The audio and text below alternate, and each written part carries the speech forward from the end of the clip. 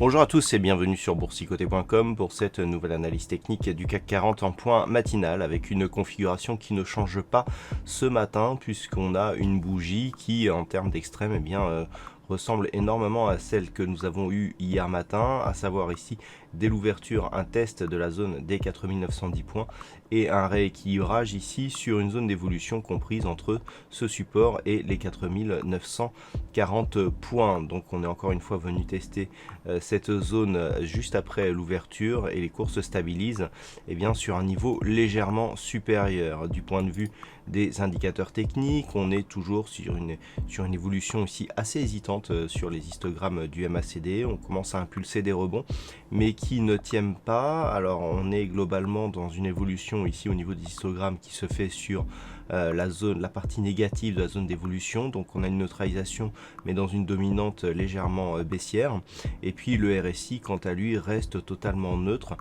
comme depuis quelques semaines. Alors cette configuration, elle est vraiment dans la lignée de ce que nous avons depuis notamment l'ouverture du gap que nous avons eu vendredi dernier.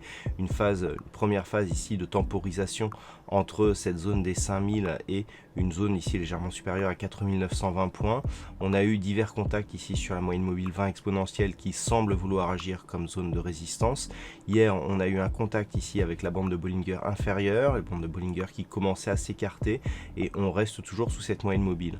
Donc il n'y a pas une grosse dynamique, il faudrait vraiment casser cette zone des 4910 pour valider une reprise de la dynamique baissière, mais on reste ici sur une petite tendance baissière. On n'a eu aucune tentative de comblement de ce gap, on ne s'en est jamais approché. Dès que l'on remonte ici au-dessus de cette moyenne mobile, on repart à la baisse d'une manière assez forte. On revient ici au niveau de cette zone des 4910, donc c'est vraiment de cette zone qu'il va falloir faire attention. Une observation ici d'un éventuel franchissement est toujours de rigueur. En cas de franchissement, donc on a toujours ces zones de support intermédiaire, à savoir ici la zone des 4860, puis la zone des 4780 qui pourront faire figure d'objectif, mais toujours un objectif global sur la zone ici des 4700 points, auquel cas on aurait effectivement une possible reprise de la volatilité et d'une dynamique plutôt baissière, alors que cette dynamique baissière, il faudrait repasser au moins au-dessus ici des 5000 points, voire venir combler ici, ne serait-ce qu'en partie, cette zone ici de gap entre 5020 et 5040 points. Donc une configuration vraiment identique à celle que nous avions les jours précédents. D'un point de vue macroéconomique, alors nous avons eu des PMI composites sur la France et sur l'Europe, des chiffres qui sont légèrement inférieurs à ce qui était attendu.